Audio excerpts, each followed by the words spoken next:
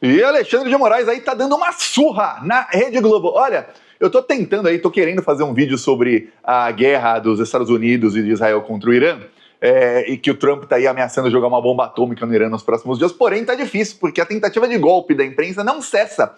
E o Alexandre de Moraes tá indo pra cima com tudo aí dos bandidos da nossa imprensa. São bandidos mesmo, assim como era bandido ali o Alan dos Santos, ainda é, né? Nunca deixou de ser, o Oswaldo Eustáquio e outros bolsonaristas aí. O que estão fazendo os jornalistas da Globo é bandidagem. A diferença é que na época da Lava Jato 1.0, 10 anos atrás, não tinha o Plantão Brasil no YouTube, tinha lá no Facebook.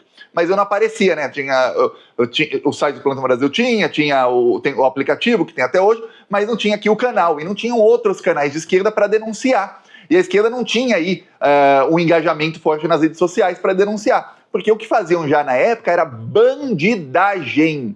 Num país sério, esses jornalistas teriam sido presos, teriam sido banidos da profissão, mas não foram. Pelo contrário, foram muito bem recompensados, têm contratos aí multimilionários com os seus patrões, que são pagos aí por banqueiros e por gente do mercado financeiro, que pagam aí valores acima do valor de mercado pela publicidade, aí esse valor é pago para esses jornalistas. Aí você sabe como é que rola aí a engrenagem das fake news. E aí, o que aconteceu? Ontem, domingão, Lauro Jardim achou de bom tom inventar mais uma fake news contra o Alexandre de Moraes. O que Lauro Jardim fez? Lauro Jardim escreveu uma coluna acusando o Alexandre de Moraes de ter ido aí na mansão do Vorcaro em Trancoso. Você fala, como assim, Thiago? Então ele está acusando o Alexandre de Moraes de frequentar aí a mansão do Vorcaro. Não é só isso, nananina não. O que acontece é o seguinte, nessa mansão, segundo aí a Polícia Federal, o Vorcaro contratava prostitutas da Europa e ele trazia da Europa para o Brasil em voos fretados, porque aí elas não conheciam as autoridades brasileiras que iam lá.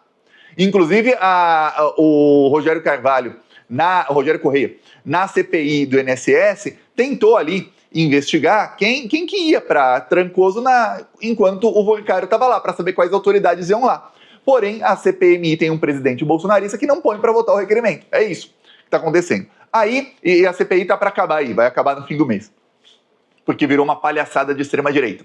Aí o que acontece? A Polícia Federal também não vai investigar isso direito, mas fazem os vazamentos seletivos. Como está tendo vazamento seletivo, isso propicia ao que eu avisei aqui, eu avisei isso aqui em dezembro, tá? Que vai começar a ter fake news. Pegam um vazamento seletivo que pode ter um azinho de verdade. E aí o que fazem em meio a isso? Criam um turbilhão de mentiras. Até porque se jornalista A está tendo acesso à investigação, qualquer coisa que jornalista A fale deve ser uma verdade. E é assim que eles acham que as pessoas vão engolir. Só que no caso, hoje em dia, a gente tem a extrema-direita repercutindo essas notícias e a esquerda fake.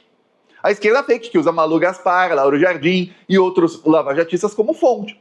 E aí, o que o Lauro Jardim acusou o Alexandre de Moraes é grave.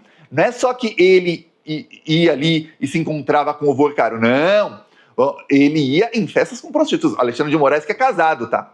Aí você fala, o quê? Quer dizer, já tá indo pro lado pessoal contra o Alexandre de Moraes. Ele não cita o lado pessoal, mas é ir pro lado pessoal. Que você imagine se a esposa do Alexandre de Moraes pensa que ele ia nessas festas aí, ele ia na mansão do Vorcaro em Trancoso, em que todo mundo sabe que ali rolava festas com prostitutas, segundo a imprensa, com 4 mulheres para cada convidado homem lá. Aí você fala, o quê?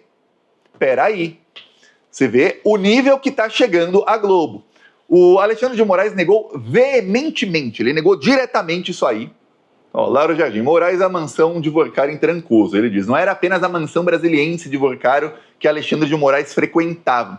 O que tinha sido, a Malu Gaspar falou em dezembro, que o Alexandre de Moraes foi à mansão do Vorcaro uma vez, e aí ela inventou que ele participou de uma reunião lá. E que aí, pelo próprio relato dela ali, que ela tinha fontes e tudo mais, o Alexandre de Moraes tinha sido convidado por outra pessoa para a mansão do Vorcaro, que era um banqueiro, e que aí ele ficou numa sala em que estava ali Ibanez Rocha e outras pessoas. E que o Vorcaro ficou nessa sala por pouco tempo. Aí já virou reunião. Aí agora o Lauro Jardim já fala que ele frequentava. Tá, aí vamos lá. O ministro conheceu também a casa de 300 milhões que o banqueiro alugava em Trancoso. Um imóvel de 40 mil metros quadrados, 12 suítes, 5 bangalôs e muito mais. Aí era só isso, a notícia a fake aí do Lauro Jardim. Aí A assessoria do STF enviou a seguinte nota: o gabinete do ministro Alexandre de Moraes informa que é integralmente falsa a afirmação de que o ministro tenha frequentado a casa de Vorcari em Trancoso, Bahia. O ministro jamais realizou qualquer viagem particular com Daniel Vorcari para qualquer destino. O ministro reitera que nunca esteve na propriedade citada, sendo improcedentes as tentativas de vincular sua agenda pessoal ou profissional a tais encontros. Aí você fala, o quê? Você vê que o Alexandre de Moraes, ele não tergiversa, né? Tergiversa é a pessoa que fica enrolando para falar um negócio e tal, e no fim, meio que nega sem negar. Sabe aquela pessoa que é acusada de algo e diz assim, olha, mas eu nunca fiz tal coisa e tal. Não, ele vai direto ao ponto. Ele fala, ó, não fui nessa mansão, nunca fui a essa propriedade, nem pessoalmente, nem profissionalmente, nunca viajei com o Vorcari também, nada disso. Aí você vê o quê? Para você ter ideia, a vergonha que o Lauro Jardim está passando é tão grande que essa coluna aí sumiu da página das colunas do Lauro Jardim, não está lá. Eu só consegui achar porque eu fui no Google, coloquei o título ali e aí aparece no Google. Mas essa notícia sumiu da página do Globo hoje de manhã. Ficou até umas 7, 8 da manhã e aí desapareceu. A Globo simplesmente tirou ali. Mas como continua online, mas não tem nenhum link que leva a ela, né? Aí consegui achar pelo Google com o título. Aí você, que coisa, olha só, os caras disseminam fake news na cara dura.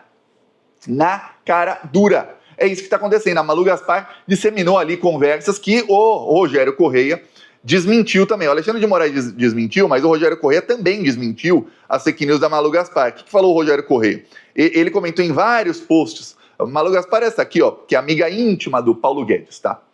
Amiga aí de muitos banqueiros do mercado financeiro. Tem até canal aí cujo dono é banqueiro, que se diz de esquerda e que dá uma credibilidade enorme para Malu Gaspar que ela jamais teve. Lava-jatista, amiga do Sérgio Moro e do Dallagnol. Inclusive o Dallagnol, ele, para você ter uma ideia de quem tá do lado aí do golpe, né? O Dallagnol colocou lá uma imagem dizendo que a Malu Gaspar, com a foto dela escrita assim, craque do jogo, Malu Gaspar. Aí você falou, o quê? Olha só que coisa. Aí, vamos lembrar. O que fez a Malu Gaspar nos últimos dias? Ele inventou conversas que seriam do Alexandre de Moraes com o Vorcari. Aí o Rogério Correia fez o seguinte, ó. A tal mensagem que foi divulgada como se Vorcari tivesse enviado ao ministro Alexandre de Moraes está nos documentos da CPMI como um print não endereçado a ninguém.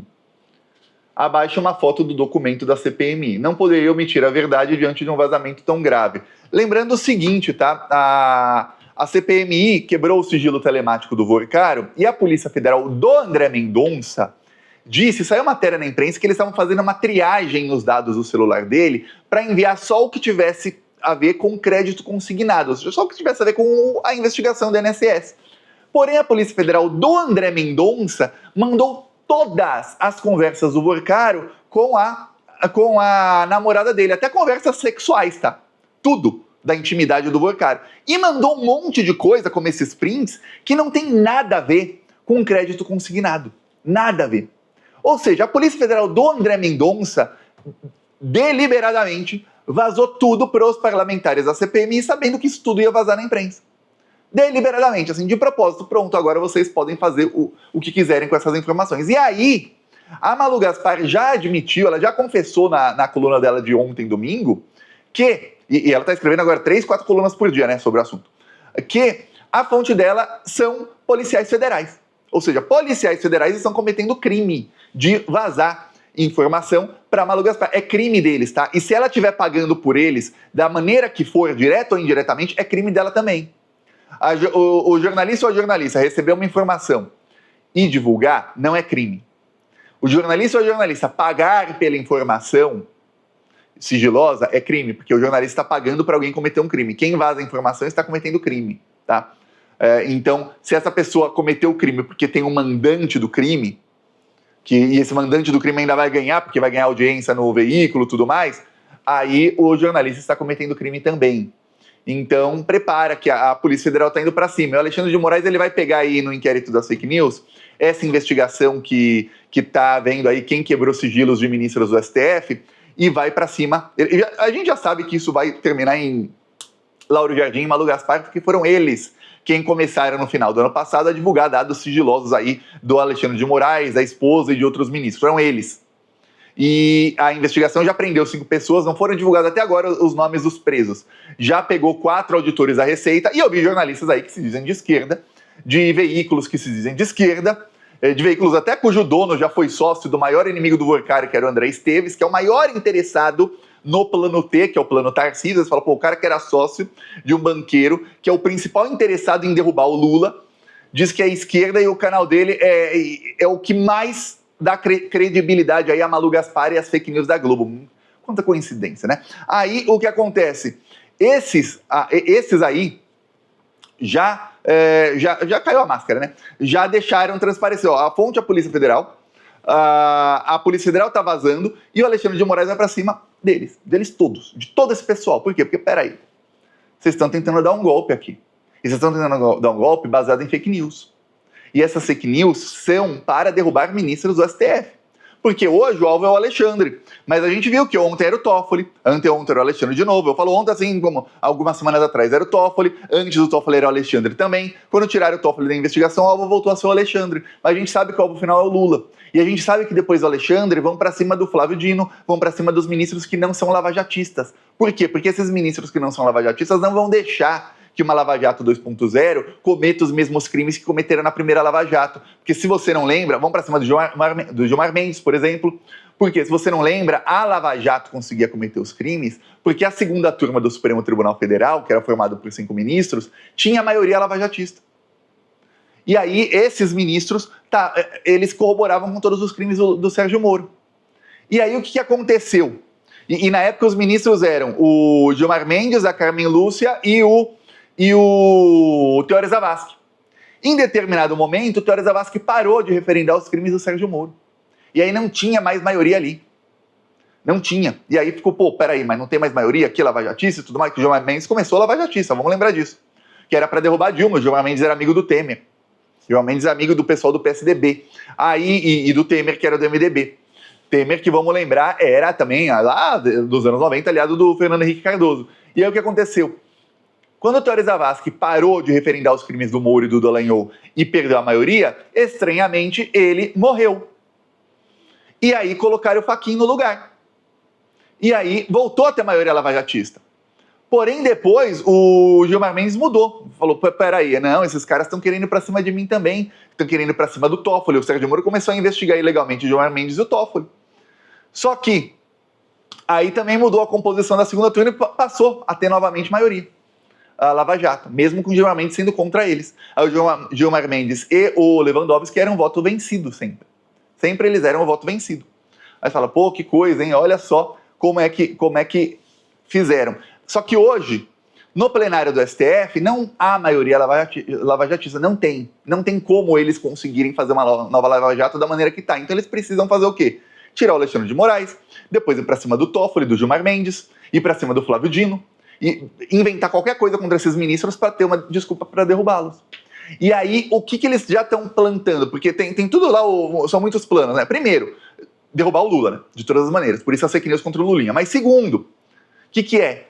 Criar um clima, uma tempestade perfeita para a extrema-direita e para a direita lavajatista conseguir eleger uma maioria no Senado. Porque aí eles podem derrubar os ministros do STF que eles quiserem. Mesmo se o Lula for eleito.